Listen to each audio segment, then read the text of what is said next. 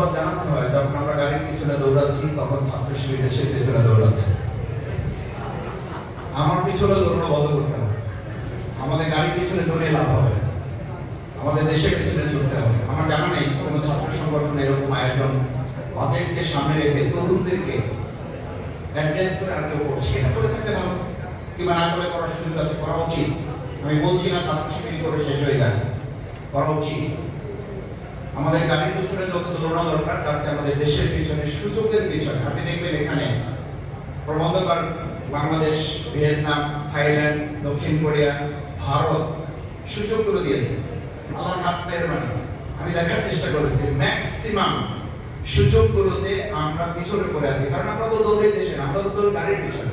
এবং এটা যে শুধু 2026-এর দৌড় হচ্ছে তা না, এরকম দৌড়িয়ে আমাদের বহু ছেলেদেরকে গাড়ির নিচে পড়ে মারাও যেতে হয়েছে। এই গাড়ির নিচে পড়ে মারা যাওয়ার কারণে জুলাইয়ে যারা গুলিতে মারা গেছে তাদেরকে আমরা এখন বলতে বসেছি। কেন বলতে বসেছি জানেন? আমি একটু প্রবন্ধকারকে সমালোচনা করি, এই অর্থে করি যে এখন যেখানে দাঁড়িয়ে আমরা আপনারা কথা বলছি, মাথায় রাখা উচিত আমাদের বলছি না, আমাদের যে এই বহু মানুষেরা আমাদের এখানে থাকার কথা না, জেলখানে থাকার কথা। যাদের জন্য আজকে এই আলোচনা করার সুযোগ পাচ্ছি, এই বাজেট নিয়ে কথা বলতে পারছি, সংসদে যেতে পারছি, তাদের নিয়ে কিন্তু এখানে তরুণরাই তো জীবন দিয়েছে। শিক্ষার্থীদের উপরে ভিত্তি করে যে আন্দোলনটা একটা পর্যায়ে গিয়েছে, এখানে কেউ কথা বলে, কেউ রান করেছেন, কেউ মানে 300 রান একসাথে করে ফেলে দিয়েছেন, নানান কথা রয়েছে। সব কথাই থাকুক, একটা কথা তো আপনারা চোখের পানি ফেলতে গাড়িতে বসে বসে স্বীকার করেছেন, আরে এই তরুণ বাচ্চাদের রক্তের উপরে ভিত্তি করে আমরা আজ মুক্ত হতে পেরেছি। তো মুক্ত হতে পেরেছি, তাদের কথা কোথায়? আমি প্রথমেই বলতে চাই, জুলাই আন্দোলনে যে সমস্ত তরুণ শহীদ পরিবারদেরকে রক্তের এবং গুলির মুখে দাঁড়াতে হয়েছে, তাদের কথা অবশ্যই বাজেটে সম্পৃক্ত করে তাদেরকে অগ্রাধিকার ভিত্তিতে রাখতে হবে। আপনি কোথায় আলোচনা করছেন? আপনি কি জানেন যে এখন আবু সাইদকে বলা হচ্ছে সে এডিক্টেড ছিল এবং সে আরো অনেক কিছু ছিল। এই কথা যারা বলে তারা এখন আমাদের চোখের সামনে, তারা বাইরে, তাদেরকে গ্রেফতার করা হয় না, তাদেরকে গ্রেফতার করতে হবে। না হলে আপনি নিশ্চিত থাকেন আপনাকেও কালকে গ্রেফতারের জন্য, আপনি জুলাই যোদ্ধা পরিচয় দেবেন, জুলাই কার্ড দেখাবেন, আপনাকে গ্রেফতারের জন্য ব্যবস্থা করা হবে। কারণ কোন ফ্যাসিস্টই, আমি তো বরং অবাক হই যে বিগত ফ্যাসিস্ট 17 বছরে তৈরি হয়েছে, আর বর্তমান কোন নব্য ফ্যাসিস্ট তৈরি হতে তার সময় লাগতেছে না।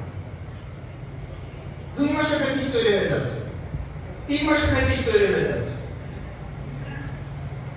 আমাদের পার্শ্ববর্তী একটা রাষ্ট্রে তারা পেয়েছে জুলাই থেকে মানে তৈরি হওয়া বালেন্দ্র শাহ, সে এসেই প্রথম প্রাইভেট স্কুলগুলো বন্ধ করে দিয়ে একটা যুগান্তকারী সিদ্ধান্ত নিয়ে বললো সরকারের, আমি মন্ত্রী, আমার সন্তানও এই সরকারি স্কুলে পড়তে হবে বাধ্য।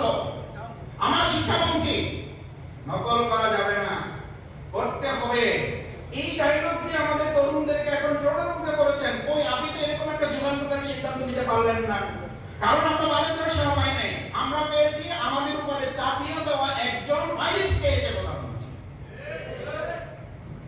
যাকে ডক্টর মাহমুদুর রহমান বলেছিলেন, আমার কথা না, ডক্টর মাহমুদুর রহমান বলেছিলেন, জনাব তারেক রহমান আপনি বক্তব্য দিয়েছেন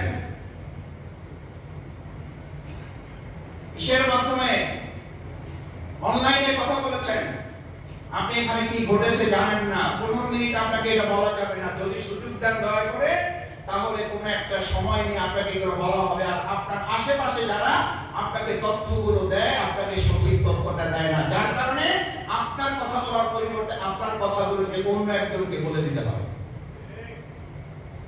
আবার যে বলে সেও আবার আরেক জায়গা থেকে যুক্ত হয়ে বাংলাদেশে ওখানে ঘুম থাকা অবস্থায় কথা বলেছেন বলে বলতে পারে।